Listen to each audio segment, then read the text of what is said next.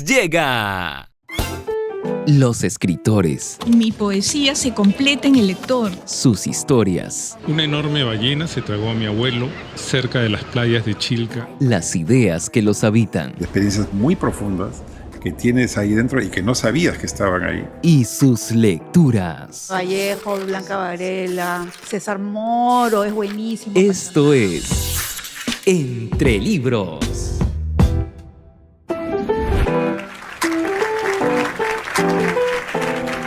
Queridas y queridos amigos de Entre Libros, hoy día tenemos una edición, hoy 8 de febrero, son las 6 de la tarde, y tenemos una edición especial en la que conversaremos con un novelista entrañable que está estrenando entre nosotros un texto extraordinario que se llama El Informe. Es una novela que tiene una particularidad especial y que tiene que ver con algo que también forma parte de su vida como profesional, tanto como su vida como escritor. Estoy hablando de Ezio Neira y su novela El Informe, pequeña novela burocrática, que la están viendo ustedes ahí y que acabamos de leer.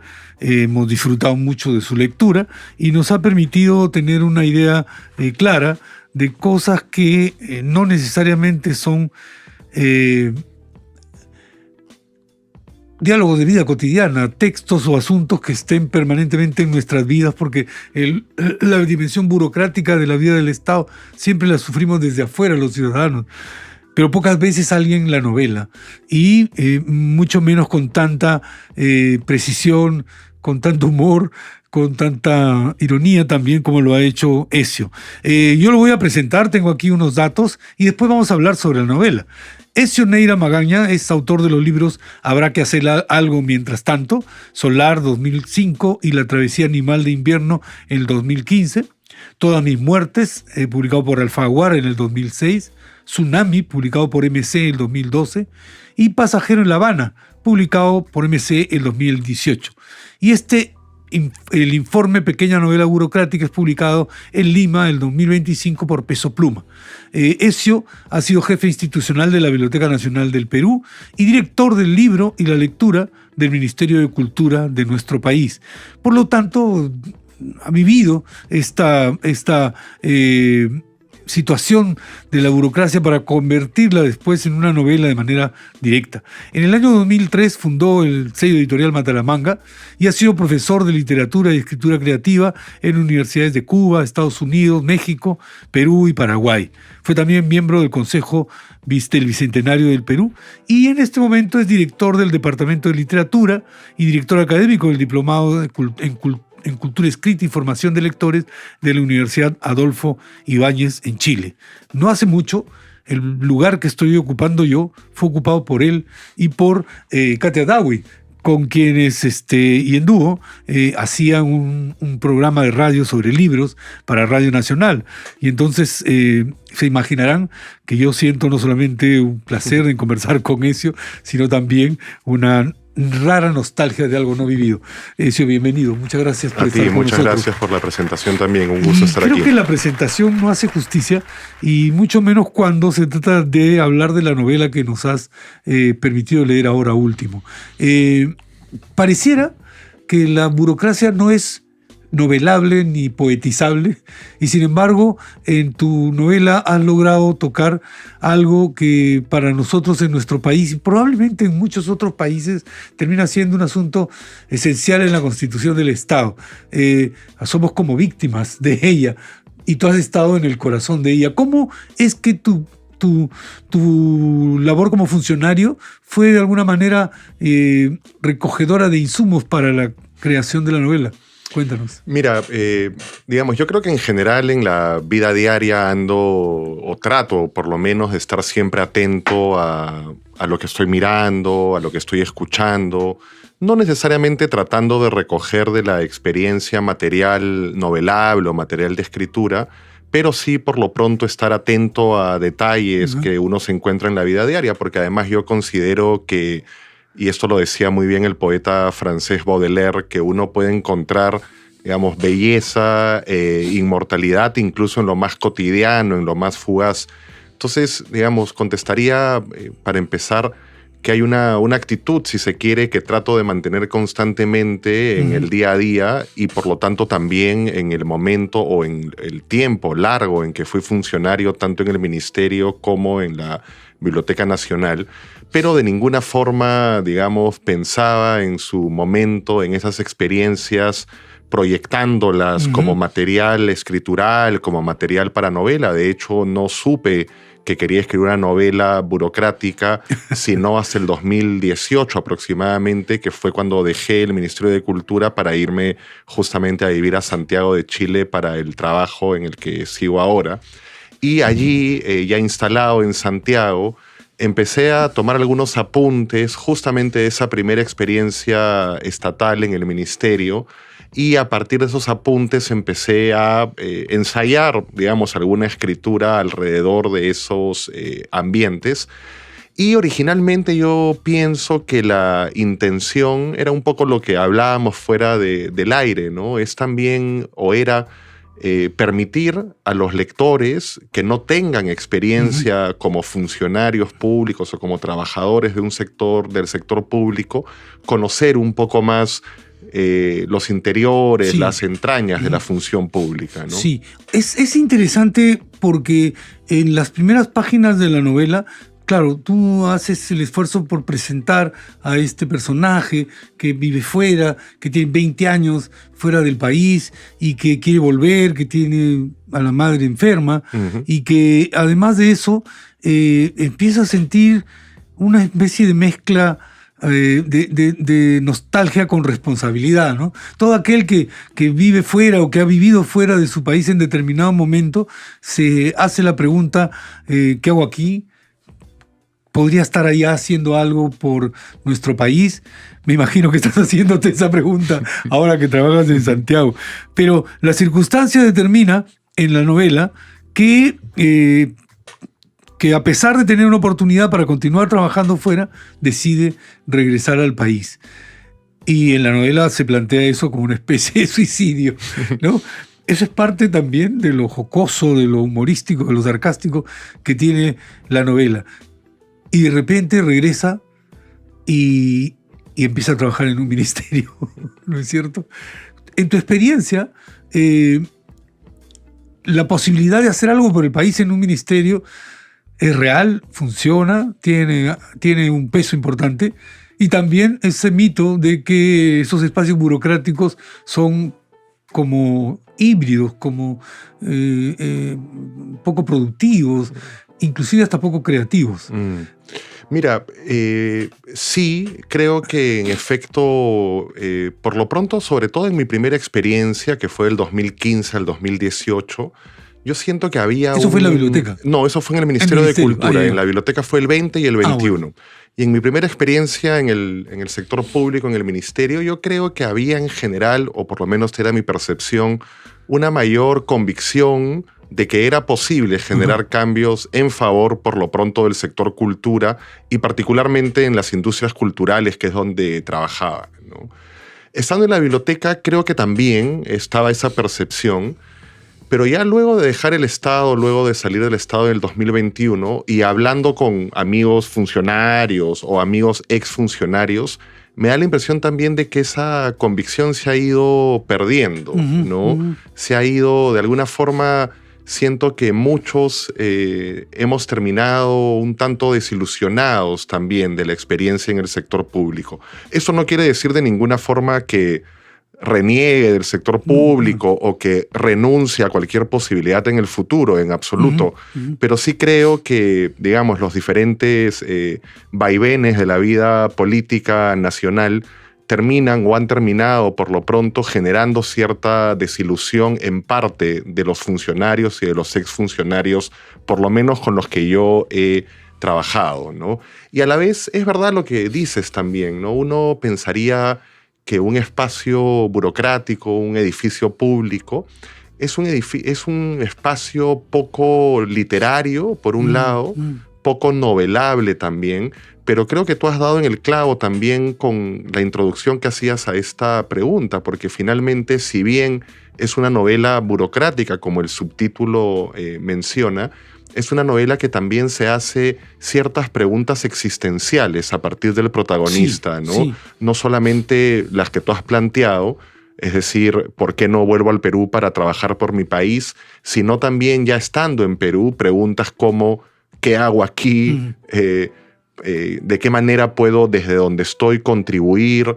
Pero también preguntas relacionadas con la madre, a quien también has introducido, ¿no? Por ejemplo, si ya estoy aquí en Perú, ¿por qué no puedo acercarme a ella, ¿no? Entonces creo que también, o por lo menos esa fue mi intención, para justamente tratar de convertir este espacio tan poco literario a priori, incorporar también esos rasgos de humanidad, que estén muy presentes los rasgos de humanidad también. Justamente, ahora tú has dado en el clavo, porque mi experiencia como lector de tu novela es la de alguien que has puesto frente a una situación ambivalente que es estoy empezando a trabajar, tengo que rendir en este espacio, no estoy preparado para hablar de pesca artesanal, que es el cargo que he recibido. Y por otro lado, la asistente de la mamá me está llamando para que la vaya a ver y se resiste.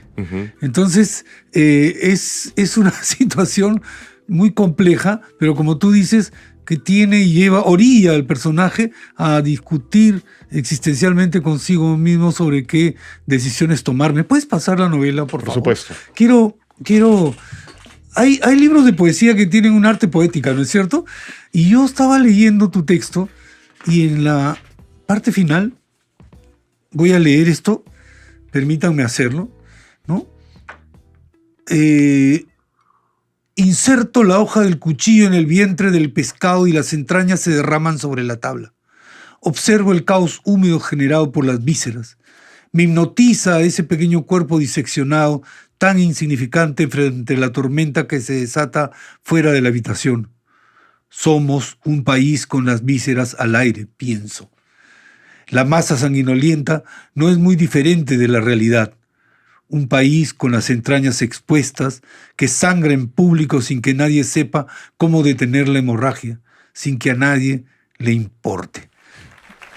Esa frase podría eventualmente a un crítico tentarlo a decir, bueno, esa es tu parte vargallosiana respecto a Conversación en la Catedral. Y de verdad somos un país con las vísceras abiertas, y te agradezco porque esa frase ya me la agarré, ¿no? Pero permite relatar muy bien lo que está ocurriendo en nuestro país justamente ahora. Fíjate eso. Y por eso creo que tu novela ya no pasa por lo burocrático, sino por lo idiosincrático, tal vez. De alguna forma sí, porque además también, claro, tú has mencionado Conversación en la Catedral y creo que de alguna manera esa novela, con la pregunta de cuándo se había jodido el Perú, creo que también ha marcado en adelante para los escritores que hemos venido publicando después, digamos, una manera de entrar a las novelas en donde el país toma un protagonismo, ¿no? Sí. Y creo que por lo general se parte para escribir sobre el Perú desde la convicción de que en efecto está jodido, sí, ¿no? O sea, es verdad, tienes razón. Entonces creo que ese mismo enfoque, ese mismo marco que de alguna manera viene desde Conversación en la Catedral también está presente en esta novela. Es decir, es una experiencia o una serie de experiencias por las que pasa Felipe, el protagonista, que creo que finalmente dan cuenta justamente de un Estado que ha fallado en la atención a sus ciudadanos de múltiples formas, ¿no? Y allí también entra de nuevo el personaje de la madre, porque ese fue un contrapunto que yo traté de reforzar para justamente marcar dos paternajes o maternajes que habían fallado, tanto el del Estado como el de con madre, los ciudadanos como el de la madre con su hijo, ¿no? Porque además tú mencionabas en la introducción que el personaje vive fuera los últimos 20 años, pero de esos 20 años, los últimos 10 no ha vuelto al Perú, ni siquiera de visita, ¿no? Y ahí para mí fue muy útil también el llegar a un término de la psicología que es el evitamiento emocional, ¿no? Es decir, uno muchas veces evita acercarse a ciertas emociones que son muy fuertes, que te chocan de manera muy cercana, ¿no? Y yo creo que él en particular tiene un evitamiento emocional muy marcado que evita que finalmente se acerque a su mamá. ¿no? Es curioso, ¿no? Porque ese evitamiento que evita que se acerque a su madre no lo tiene con relación al país, al trabajo, al Estado.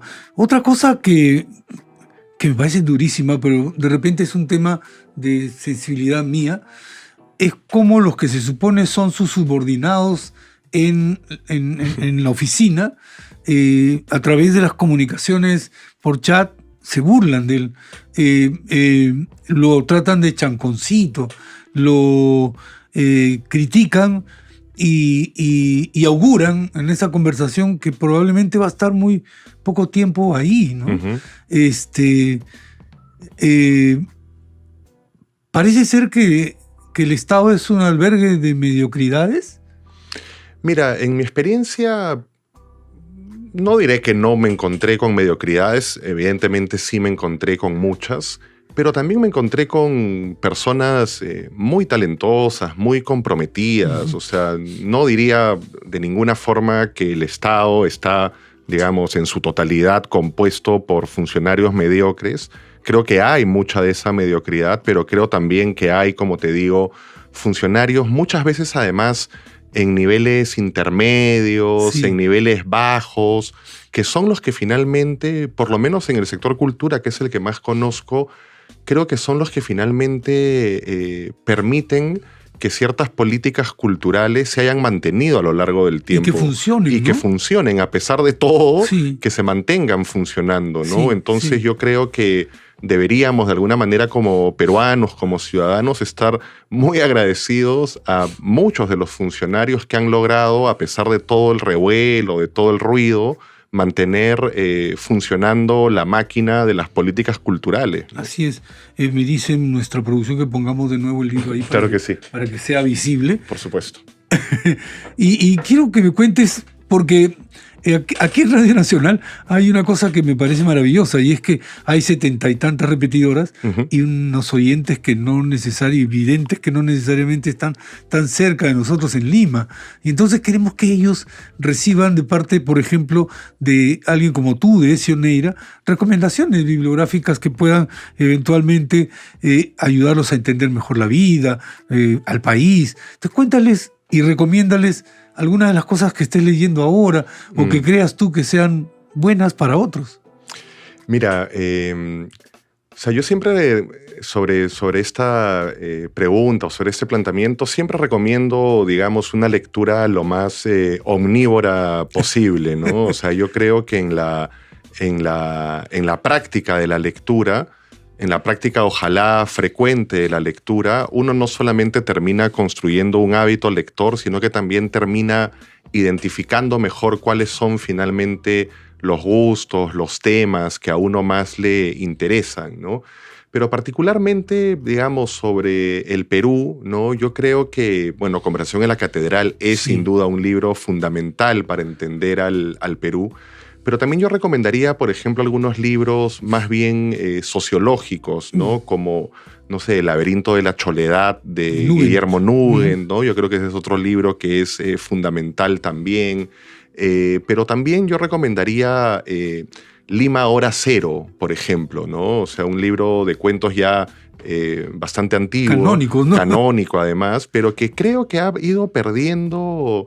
No digo su lugar en el canon porque está muy bien posicionado, pero sí creo que ha ido perdiendo una circulación, una mejor circulación, ¿no? Ujú. Creo que es un libro que ha Enrique dejado de... Congrains Márquez, Exactamente, de Enrique Congrains ha dejado de circular tanto como pienso que debiera, porque además Lima Hora Cero termina anticipando, por ejemplo, otras literaturas similares, como por ejemplo la del propio Ribeiro, ¿no? O sea, uno creo que no puede acercarse a los cuentos de Ribeiro, que por cierto son otra entrada muy rica para acercarse a la realidad nacional, sin haber leído previamente un libro como Lima Hora Cero, en donde además yo siempre recuerdo mucho, aparece la organización Matute, que recién había sido construida, y una época además de mucha migración interna, Sí, ¿no? Y uno sí. de los personajes instalado en el departamento nuevo de la organización Matute, hablando pues de la modernidad y del futuro promisorio que estar habitando ese lugar les traería, ¿no? Sí, sí, tienes toda la razón. Hay algunos autores nuestros que no necesariamente se han convertido en recurrentes, populares, que todo el mundo lee, pero que son fundamentales y siempre hay que decirle a nuestra audiencia que estén cerca de ellos. Miguel Gutiérrez, por ejemplo. Sin duda. ¿No? Y yo diría que Sioneira también tiene que un lugar especial en el tiempo contemporáneo de la creación literaria. ¿Y cómo escribes? ¿Cómo es tu cocina? ¿Cuáles son tus horarios? Siempre es Mira, interesante por lo hablar general sobre yo escribo muy temprano en las mañanas. Me gusta además despertar temprano, digamos, tampoco a las 3, 4 de la mañana, pero alrededor de las 6 de la mañana para mí es una buena hora para despertar y para empezar a escribir prontamente después, ¿no? Es una hora que a mí me resulta muy fértil. Por un lado, porque hay muy poco ruido, la ciudad todavía está relativamente dormida, nadie te molesta, nadie te va a llamar, salvo que sea una emergencia, ¿no? Y además he aprendido, por decirlo así, a compartimentalizar esas dos partes de mi vida, ¿no? Por un lado, la escritura de ficción en las mañanas, por lo general hasta las 9 o 10 de la mañana, y de ahí en más dedicarme a la vida académica en la universidad, ¿no? Y esto lo hago ya desde hace varios años, porque incluso trabajando en el Estado, lograba también separar, no hasta las 10 de la mañana, pero sí lograba escribir, aunque sea 2 horas antes de irme a trabajar, ¿no? Y yo creo en ese sentido también, aunque no me las has pedido, pero si pudiera dar alguna o algunas recomendaciones a quienes quieren escribir, claro que sí. Yo creo que es muy importante encontrar esos espacios, esos momentos, porque además la escritura requiere de mucha disciplina, ¿no? Hay muchos escritores con mucho talento que se van perdiendo, no por falta de talento, sino muchas veces por falta de disciplina, por falta de perseverancia. Entonces yo creo en ese sentido que encontrar espacios, a pesar de que, por supuesto, entiendo que todos tenemos realidades económicas, sociales, familiares distintas y también que muchas personas tienen realidades muy complejas, ¿no? Pero creo que es muy importante para quienes quieran escribir encontrar y defender con toda la fuerza posible esos espacios para poder justamente escribir y ojalá también terminar libros que los lectores podamos, a los que podamos acceder. Tú tienes, esto que acabas de decir es algo que hay que agradecer porque una de las cosas que te tiene que haber pasado a ti y me pasa a mí en este programa es lo asombroso de constatar la cantidad de personas que escriben, la cantidad de peruanas y peruanos, de gente de todo el mundo, que en algún momento de sus vidas se han sentado a escribir algo. Y como decía, creo, Ribeiro en una de sus prosas apátridas, muchos de ellos se han quedado en el camino. Han podido hacer algo, otros se quedaron en el camino y no volvieron a tomar ni una máquina de escribir, ni una laptop, ni una pluma, y dejaron su talento morir en el camino. Y otros, por persistencia, gracias a tener disciplina, o a que hay un entorno favorable en el que, por ejemplo, hay gente echándole porras por lo que hace, logran tener un desarrollo como autores. En tu caso es interesante porque ya tenemos 6 novelas. 5, es mi quinta novela. Sí. Quinta novela. ¿Y en qué andas ahora? Estoy trabajando en 2 proyectos paralelamente. Uno que vengo trabajando desde el año 2012, imagínate. No de manera constante, por supuesto. Por épocas lo he ido tomando y dejando. Y es una novela, digamos, bien ambiciosa. Quizá por eso es que justamente me está tomando tanto tiempo. Pero por otro lado, estoy trabajando paralelamente un libro sobre el arraigo, el desarraigo, las migraciones de mi propia familia también históricamente. Entonces, tratando de entender también, digamos, fenómenos sociales, globales, pero también personales, como son la migración, el apego, el desapego, el arraigo, el desarraigo. Sí que estoy trabajando en esos 2 proyectos ahora. Es interesante, ¿no? Porque estamos en un momento en el siglo XXI en el que el tema del arraigo y el desarraigo tiene una particularidad diferente a otros momentos de nuestra historia más reciente, porque hay mucha movilidad, los costos de los pasajes son menores. Claro, ahora hay estas aprehensiones fronterizas de determinados países que impiden el ingreso ahí, pero la mayoría de la gente se puede mover mucho, ¿no? Sin embargo, por ejemplo, el rollo de peruanos que se van fuera y no pueden vivir sin su panetón de Onofrio y su Sublime, ¿no? Tiene que ver con ese apego y con ese desapego. ¿A ti cómo te va con las extrañadas? Mira, me va bastante bien y bastante mejor en Santiago que en otros lugares, ¿no? Porque yo he vivido en Estados Unidos estudiando, he vivido luego en Cuba también unos años. Y claro, en Cuba y Estados Unidos había muy poco peruano, por un lado, Sí. o sea, particularmente En la zona donde yo estaba. Hay zonas de Estados Unidos con muchos peruanos, pero en la zona donde yo estaba había muy pocos. Había un solo restaurante peruano que me quedaba como a 50 minutos y al que de tanto en tanto iba, ciertamente.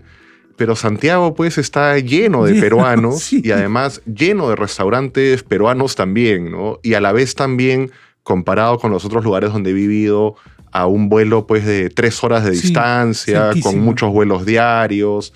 Así que, digamos, creo que una de las razones también que el 2018 me llevaron a tomar la decisión de mudarme a Santiago no fue ciertamente la existencia de tantos restaurantes peruanos, pero sí la cercanía, La cercanía, claro. geográfica con el Perú, ¿no? Sí. Porque realmente uno en Santiago siente mucho la peruanidad a pesar de no estar en el Perú, ¿no? Sí. Y además también en mi propia experiencia, la peruanidad, lo peruano es muy valorado también en Chile por Sí. los chilenos, ¿no? Maravilloso. Hay una valoración de la diversidad, de la gastronomía, por supuesto, sin dudarlo también, ¿no? Sí. Ezio, fíjate, se nos ha ido el tiempo y hemos agotado esta conversación. En realidad es un, es un decir nada más, porque espero que podamos conversar más acerca de los 2 proyectos en los que estás involucrado y que nos digas dónde podemos conseguir el informe de Peso Pluma Editores. Está, digamos, prácticamente en todas las librerías, tanto en Lima como en regiones.